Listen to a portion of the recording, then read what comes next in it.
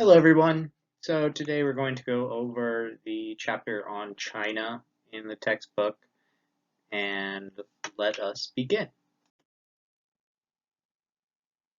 Just as a brief summary of what we're going to be going over, we'll go over the history, the autonomy, capacity, and the legitimacy of the state, its current regime, the government leaders, whether we would classify it as a centralized state or a decentralized state, the current status of its society, and what conflicts are ongoing currently. Any geopolitical consequences that come from China being a major world power. And we will also talk about the relationship between the state and the economy. We are also going to discuss the economic status of the state. We will discuss the overall happiness of the citizens, whether or not it's a democratic state, and what level of democracy it might be at. We will discuss the less developed parts of China and what the current regime is doing to um, develop those areas.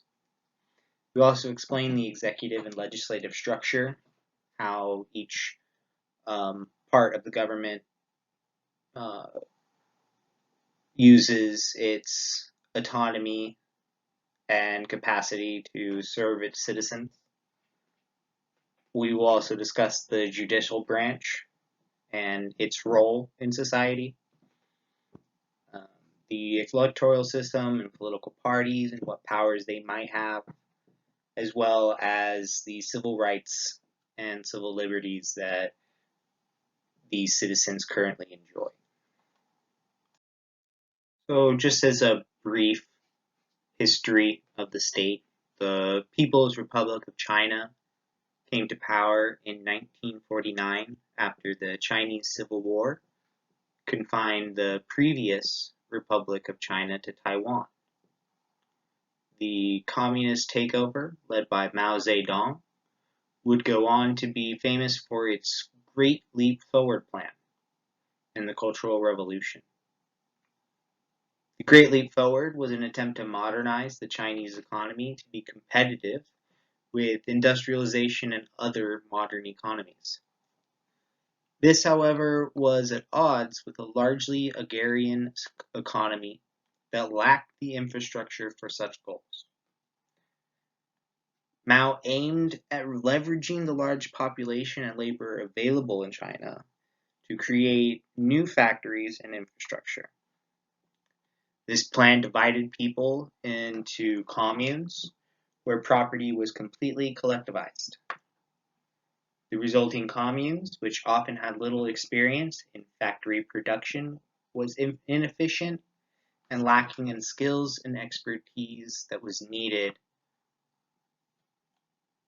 The massive push towards factory production came at the expense of people dedicated to agrarian production, leading to massive food shortages.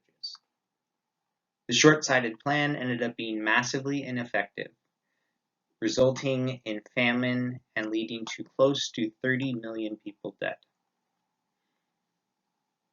After this failure, Mao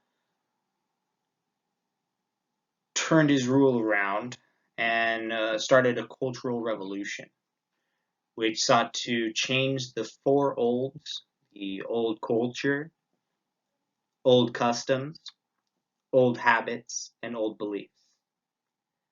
Cultural Revolution saw the mobilization of the Red Guard, which primarily composed of students who were sent to align values with those of the party ideology. Following the death of Mao in 1976, Deng Xiaoping would take power.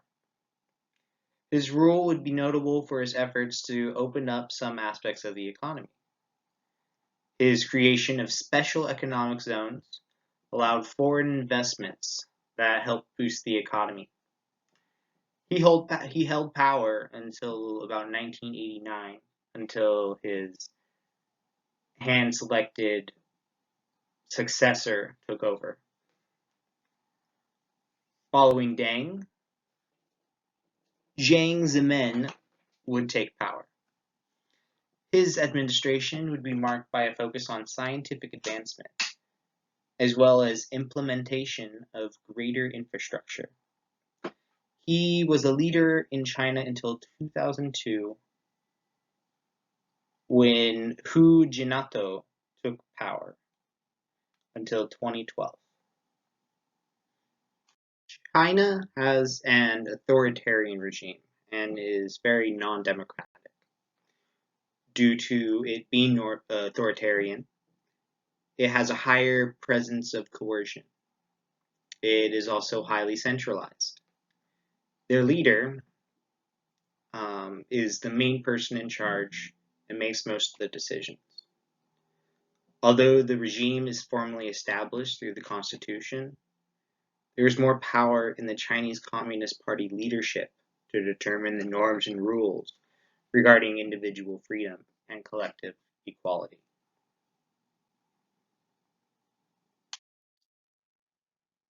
The Chinese state has been able to establish both charismatic and traditional legitimacy.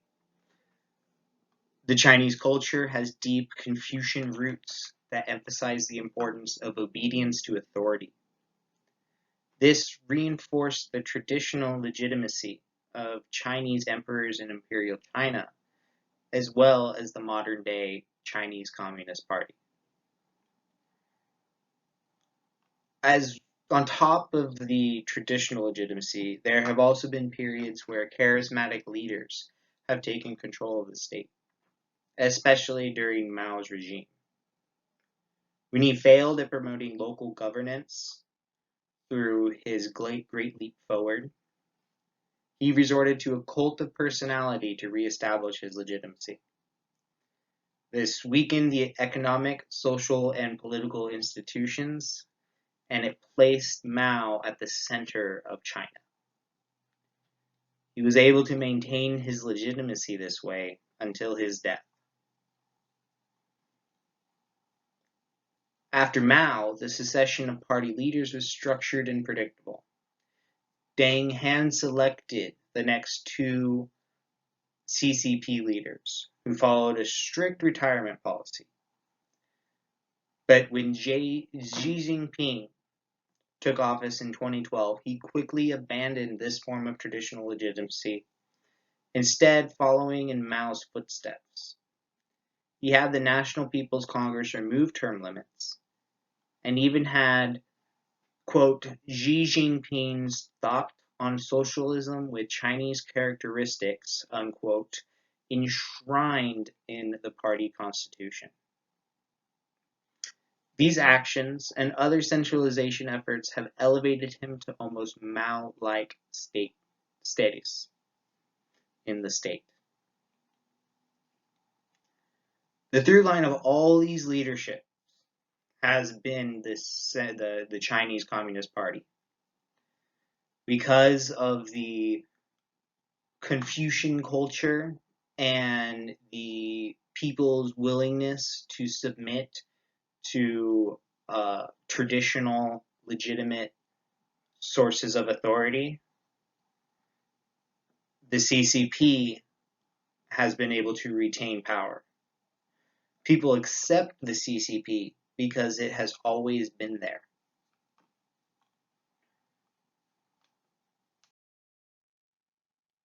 The highly centralized one-party system in China has led to a very high level of autonomy. The CCP maintains absolute control over all aspects of the government through organizational parallelism. This means that for every governmental institution, there is a corresponding party apparatus that maintains control over who gets elected and what agenda gets carried out. Xi Jinping and the leadership of the party are also not subject to the laws they pass. They rule by law instead of subjecting themselves to rule of law. Through co-option, surveillance, and censorship, the state has been able to ensure that civil society is not able to gain a foothold and push back against state action. Order is maintained through a strong monopoly of force in China. On top of the domestic autonomy that the state enjoys, recent years have shown a great deal of international autonomy as well. Their pushes into Vietnam-controlled parts of the South China Sea and their crackdown on civil disobedience in Hong Kong have gone primarily unchallenged by international authority. China's capacity, while being very low during Mao's regime and most of the history of China, has greatly improved over the last 3 decades through opening up their economy and allowing foreign investment to come in. They plan to continue these improvements through state programs and increased international investments. This has led to rapid industrialization and has brought millions out of poverty. In 2017, the Chinese Dream Policy was unveiled that promised that China would be moderately well off by 2021 and fully developed by 2049. Through measures of industrialization and streamlining agriculture, they have increased migrations from rural areas into cities for work. But unfortunately, there has not been enough jobs for everyone.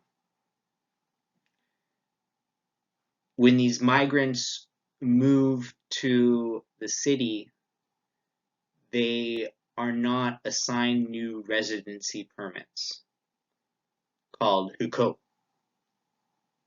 The residency permits that they have for the rural areas do not grant them the same public goods that are needed when they move to the city.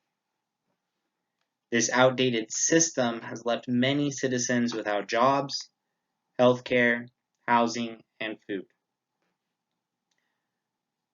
Instead of trying to fix this issue by updating their system, the state just increased their surveillance and censorship to maintain order and peace. They have been working to increase jobs and development in the more rural areas, though. Through the massive Belt and Road Initiative, the state hoped to modernize China with new roads, hospitals, and industry buildings. This trillion-dollar investment in infrastructure will bring jobs and services to many areas of China that are lacking. The ambitious reforms have come with a cost, though. The rivers are drying up, water is contaminated, and 3/4 of the forest are gone. China is also the largest emitter of greenhouse gas. Some say that they are choking on their own success. Maintaining this growth and their ability to provide security and well-being for their citizens may be unsustainable going forward, and reforms might be necessary, which is something to keep in mind when looking to the future of China's capacity. The current president or head of state is Xi Jinping. The current premier or head of government is Li Keqiang. They were elected by the National Party's Congress and the Central Committee. Xi Jinping scraped the 2-year term limit, which indicates that he will retain his position as president indefinitely. most likely until he dies or retires. Li Keqiang is in charge of the State Council. The State Council oversees work of China's 25 bureaucratic ministries and commissions. They manage the country's economy, foreign relations, education, science, and technology. Socially, China is a very unstable country. There has been a lot of social unrest due to society's dissatisfaction with corrupt leaders. Major protests coordinated by Chinese citizens advocate against unfair treatment by the government. Until 1997, Hong Kong used to be a British colony. Now it is under Chinese control. Hong Kong protesters were calling for full democracy under China because they were falsely promised that their rights and freedoms would be maintained under law. However, despite peaceful protests, the Hong Kong and Beijing governments have refused to grant their freedoms, instead imprisoning protesters and using police force to restrict their freedom to assemble. These protests challenged China's strong values of nationalism and an autocratic system of government. The clashes between police and protesters have become extremely violent as thousands of people have taken to the streets. In 2021, pro-democracy protests are still very rampant, but authorities make great effort to silence journalists and activists, thus making it difficult for the world to get knowledge about the Chinese government. Another big social conflict in China is the gender wage gap, where women are granted less employment opportunities and are restricted to low-level administrative jobs. Women are less likely to be hired in a job because employers want to avoid childbearing costs. The National People's Congress of China created a law that makes divorce more difficult by requiring a 30-day cooling-off period. Since 75% of divorces are initiated by women, this would disproportionately harm women due to domestic violence. Women's rights activists and the 30 million active participants in China are part of the Me Too movement, fighting for victims of sexual harassment. Lastly, the rising pollution of China's rapidly growing economy, urban cities, and industrialization has caused severe health concerns to citizens. According to New Science magazine, since 2000, air pollution has killed over 30 million Chinese citizens. The CCP has largely disregarded the negative social impacts of air, land, and water pollution by continuously emitting greenhouse gases. Climate activists protest against the prioritization of rapid economic growth instead of environmental protection. Chinese non-governmental organizations are trying to make their voice be heard by constructing environmental campaigns and engaging in community education.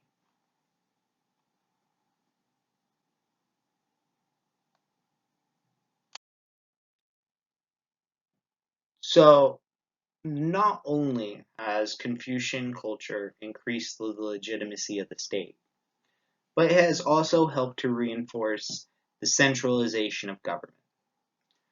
In Imperial China, they had a highly centralized government that was reinforced through the obedience to authority and hierarchical structures that always place the emperor at the top with all power, both culturally and economically and politically,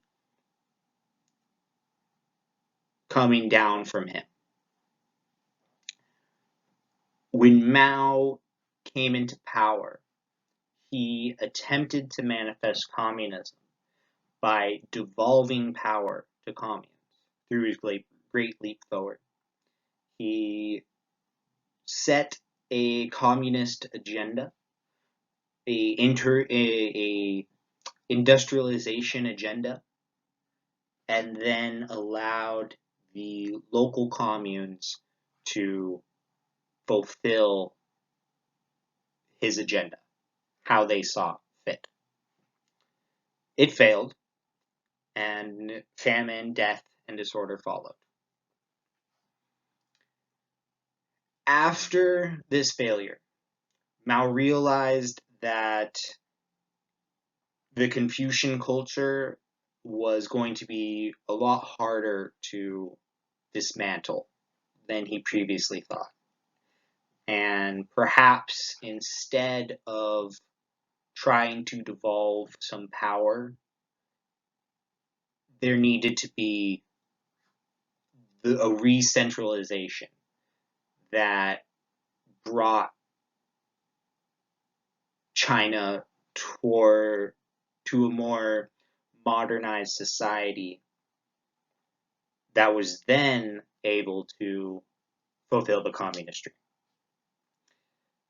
He did this through charismatic leadership and his cult of personality, and re-centralized a lot of power during that time. When Deng took over, he opened up the economy, and some political scientists thought that this was modernization theory in action. The opening up of the economy would lead to more democratic institutions and possibly the end of the authoritarian communist regime. Instead, Deng made an unwritten social contract with the people. Citizens would be able to enjoy some economic freedom through the free market in exchange for the absolute monopoly by the CCP over political power. So he continued this idea of centralized authority while still allowing some economic freedom. He was worried about some of the downsides of Mao and the attacks on institutions that Mao did to maintain his ultimate authority and his complete centralization.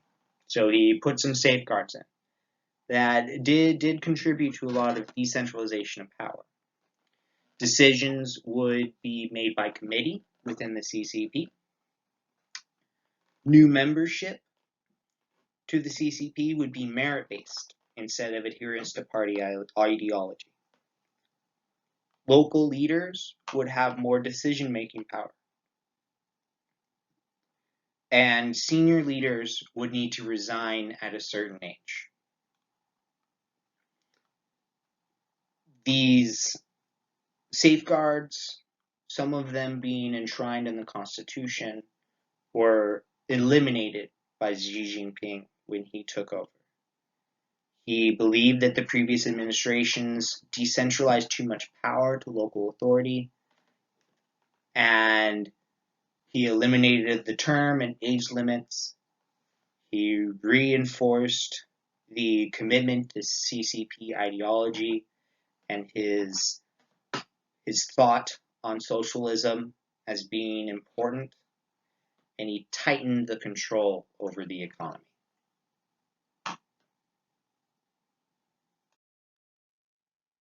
Just as the CCP was the through line for traditional legitimacy for the state, the CCP is also the through line for the centralization efforts and the power of the central government in China. There has been some devolution efforts, especially under the Deng administration. But all of these local governments are still controlled by the CCP through organizational parallelism. As you get lower, there is some corruption because the party leaders are not able to maintain as much control as you go further down. In order to pacify some citizens' wants and needs for more representation, there were experiments with local democratization, but as part of Xi Jinping's focus on re-centralization and authoritarian rule, he ended that a year into his first term.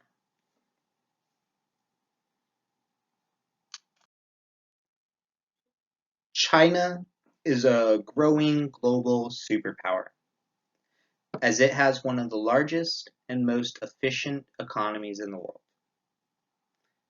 This has led to its global integration. China's allies are growing, but they have a complex relationship with the United States. One thing to keep in mind is the Chinese Belt and Road Initiative, which has worked its way through Western China into the Middle East and Europe as a reimagining of the Silk Road, where it is, after a long period of isolation under Mao, it has rejoined the global community and is using its economic and infrastructure power to dominate other international economies. It developed state-run banks that have sent out loans internationally, and then when people are unable to pay off these loans, the Chinese state-run bank makes deals with them and takes control over their industry within that state. So it's something to keep in mind as China continues this Belt and Road Initiative and increasing its access to the world economy. It is at the same time attempting to dominate other smaller, weaker countries. The political economy of China from 1949 to 1978 was ruled by Mao. During this time, they recognized the political economy as an iron rice bowl, which equated to the way the Soviet political economy was set up, which was equality over freedom. During this time, the state oversaw production and allocation of all the consumer goods and services. The state had all control, but after Mao died and the new power was put in place, that of Deng, there was a shift in China's leadership and a structural reform of the political economy. This new leadership pushed roles of production of goods and services to the people. It was this new system that gave the people more responsibility to earn their way, not only through state-owned property, even though it was still state-controlled. The people were able to do this through the privacy of their own farms.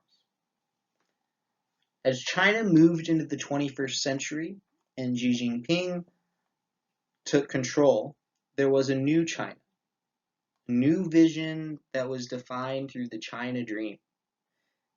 This China Dream, as stated before, was a plan to modernize and to completely eliminate poverty, to develop a full middle-class society. More industry opened up to the private people. Even though it was still communist, it was described as a leaning democratic state. China now viewed themselves as a capitalistic society, where state industry farming was moved to private farming. State firms were moved to privatized firms, where the social economic wealth gap began to open up. There was still a state-owned enterprise system, which more than 119 of China's top firms were owned by the state, ran by the state, and have high accessibility to state banks, but they were releasing their reins on private firms. China has a huge labor force. The majority of their labor force can be found in services, followed by industry, and then closely behind it is agriculture. Most of them are state-owned, but increasingly they are becoming more privately owned enterprises.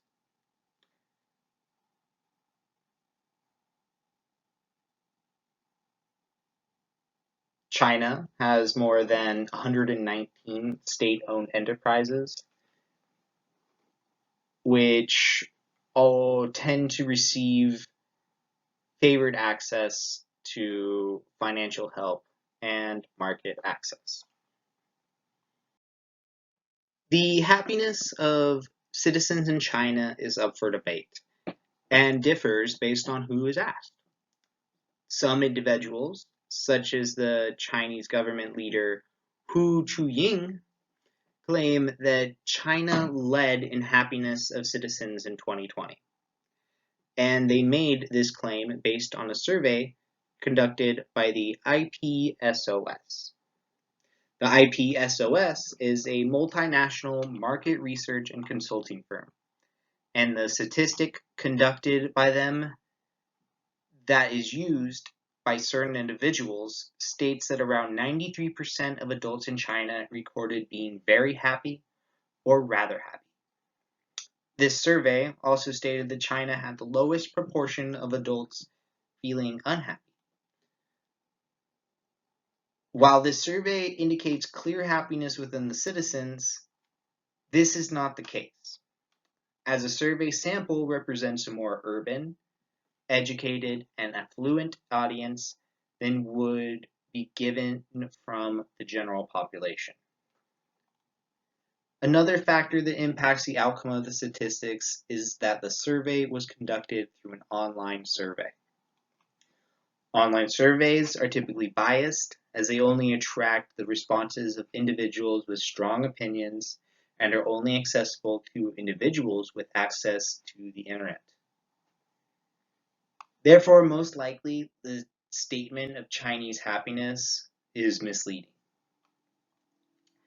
Other reports, such as the 2020 World Happiness Reports, paints a very different picture for China.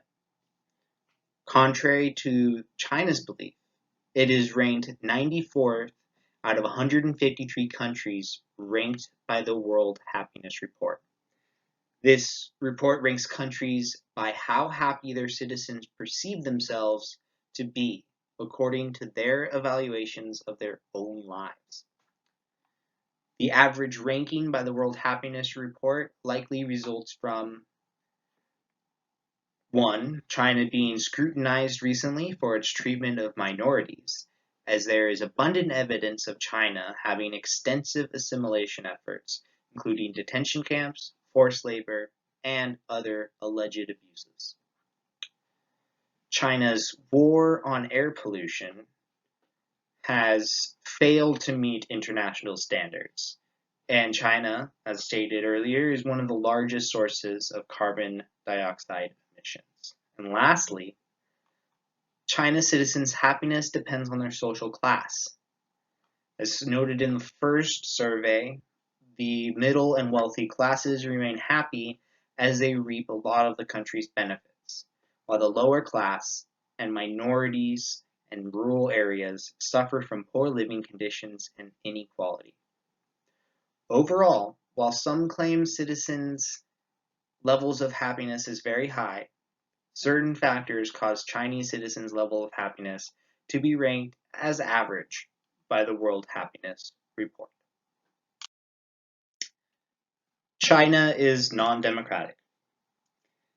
It is rather an authoritarian state characterized as a totalitarian surveillance state and a dictatorship. China is communist in many ways. One way China is communist is that the Chinese government still controls major aspects of the economy and society.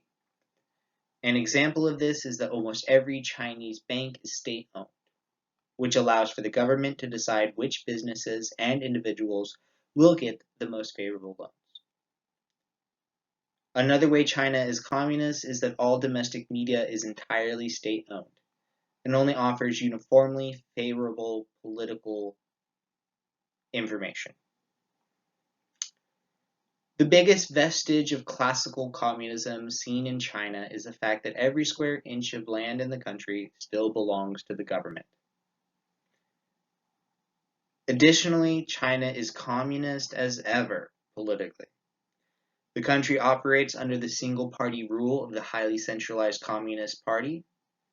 In China, every region, whether city or province, has two sets of leadership: the local government functionaries and the Communist Party officials.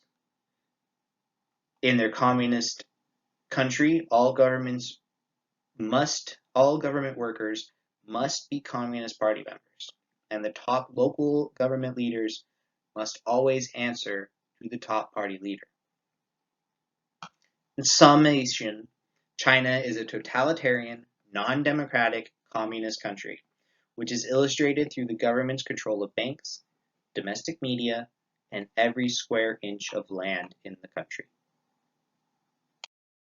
China is an incredibly vast country, with economic development varying widely across the country.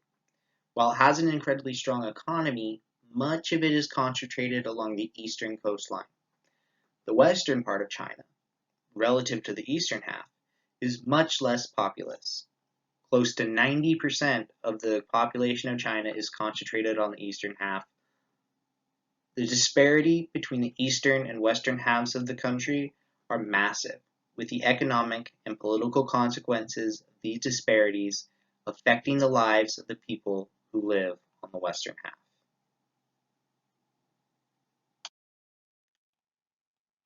On the western side of China, there are a few interesting questions in regards to democracy and development, especially among the autonomous region, specifically Tibet and the Xinjiang Uyghur Autonomous Regions. Prior to 1951, Tibet was effectively its own country.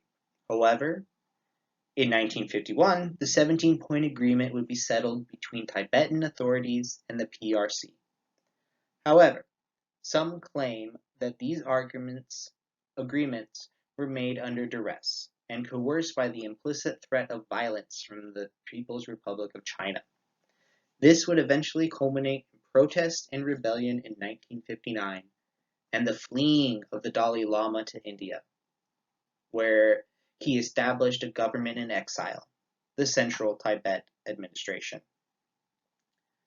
Following this, genocide would be waged against the region in an attempt to unify the culture of the region with the broader ideals of Chinese Maoism during the Cultural Revolution. An attempt to eliminate their traditional culture included the destruction of vast majority of Tibetan monasteries, with very few avoiding major damage. Many Tibetan children were also separated from their family in an attempt to distance them from their tradition.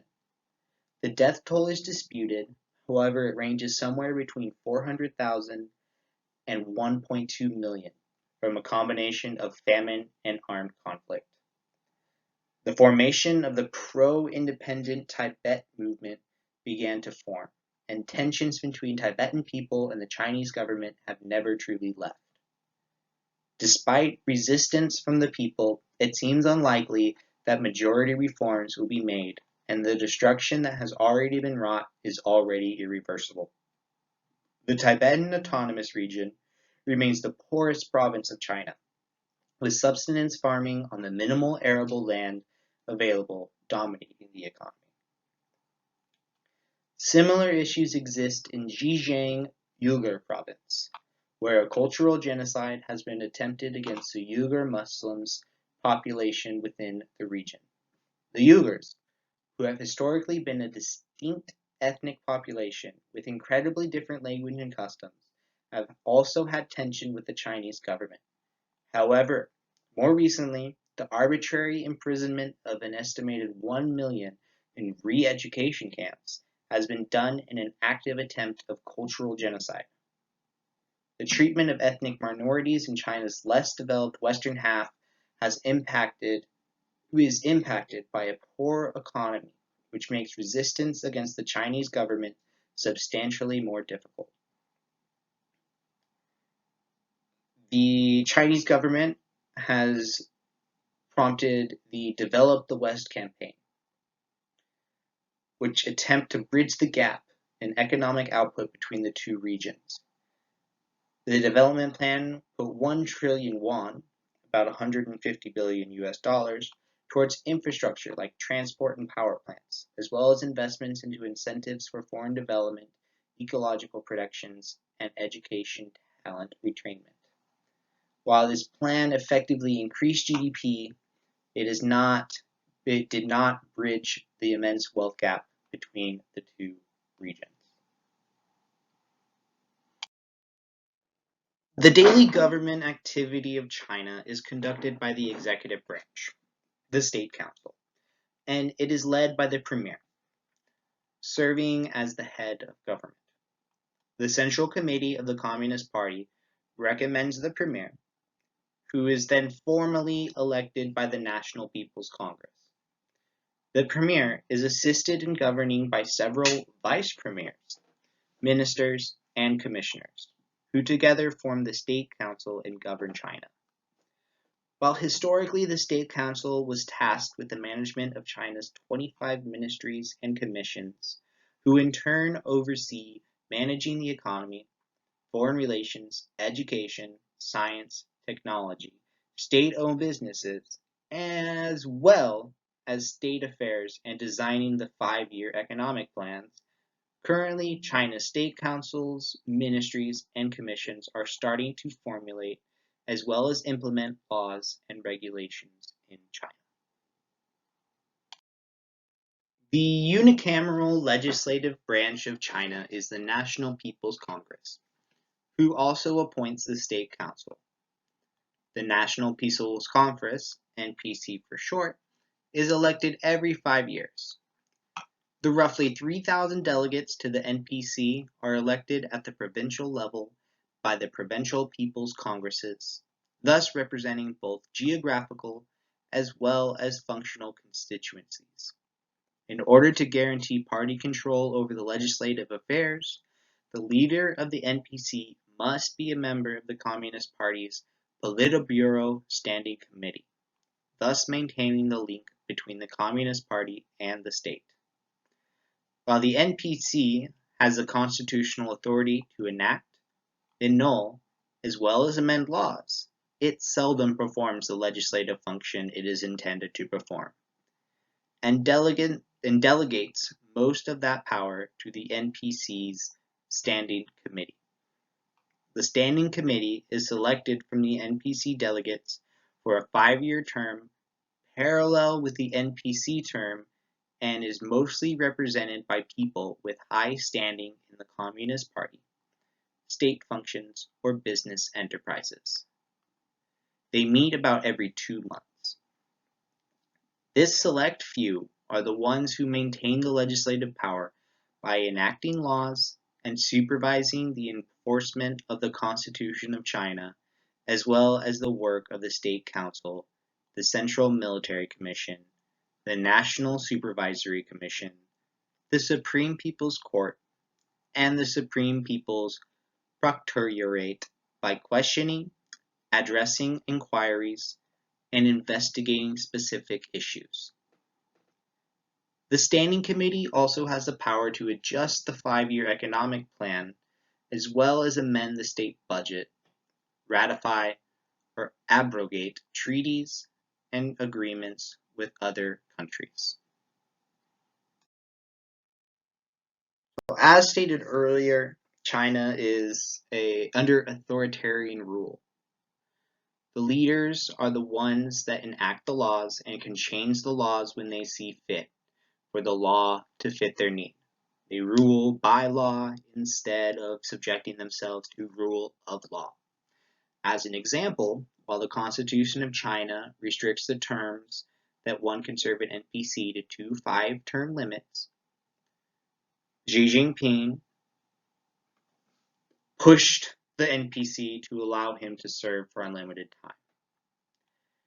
China did not have a criminal code until 1978, and while strides have been made in setting a legal framework, China's judicial system is submissive to the Communist Party hierarchy and serves as a mere tool for party authoritarian control. Criticized by numerous human rights groups due to its lack of personal rights, China's legal system continues to allow the incarceration of people without a right to proper legal representation, proper interrogation, or case discovery time. There is no right to remain silent or any personal rights that would allow for due process during a trial. As such, China remains the country with the most executed people every year, estimated at around 2,500 per year, more than all the other countries combined. The Chinese courts are divided into a 4-level system paralleled by the same hierarchy on the prosecution side. The highest court in China is the Supreme People's Court in Beijing. Under the Supreme People's Court is the High People's Court, which are found in provinces, autonomous regions, and the special municipalities. Below those courts are the Intermediate People's Courts, which are found at the prefecture and municipalities level. And the lowest level courts are the Primary People's Courts, which are found in autonomous counties, towns, and municipal districts. The same structure is found for the prosecution side.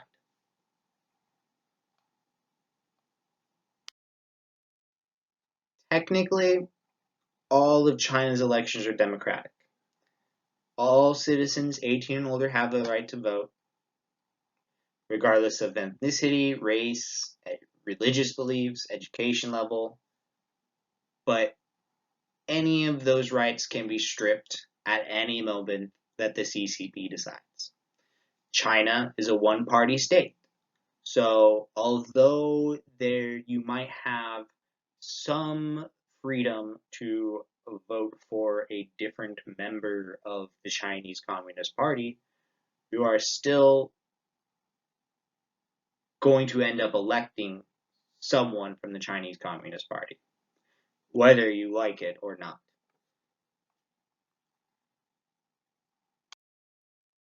The Chinese Constitution grants individuals freedom of speech, press, movement, and migration within China. However, many of these civil liberties are limited. For example, if a citizen wants to protest, they must obtain a permit from the government to do so. The government frequently censors the media, and Chinese citizens are prohibited from speaking about desiring independence from the country. Online search engines such as Google and Yahoo censor any content relating to freedom or democracy in order to obliterate the potential of revolt against the government. Another example is that during the COVID-19 pandemic, journalists and activists were harassed and arrested for reporting information to the media about COVID-19 rates. China refused to grant health professionals the freedom of expression and transparency about COVID-19, accusing them of spreading rumors. Although China says they grant all these freedoms in the Constitution, these rights are pretty hypocritical because many conditions are tied to these freedoms. Additionally, due to the exponential population increase in China, families are denied the human right to procreate, restricting them only to being able to have one child. Even though the one-child policy has recently been changed to a three-child policy in 2021, Chinese people are reluctant to have children because they see the cost of living too high to be able to support a family. Furthermore, Chinese families are struggling with life support for the elderly generations because they have no children to help them stay away from poverty. China's fertility rate remains extremely low due to the uneven ratio between men and women. Women are restricted in their right to reproduction by often being forced to have an abortion. Families preferred to keep male children rather than a female. Approximately 20 million girls were reported missing from 1980 to 2010. Furthermore, China is extremely strict with their capital punishment laws, where the Supreme Court deemed immoral to enforce the death penalty on 68 crimes, including white-collar crimes such as business owners who have committed fraud or illegal funding. Lastly, the freedom of religion is restricted due to China's attempt to merge religion with state ideology. This has allowed them to strengthen their control on society. China is holding mass transformation camps for Muslims, re-education called Xinjiang internment camps. Since 2017, about 1.8 million Muslims have been sent to the camps in order to unteach extremism and terrorism, as well as train them for jobs.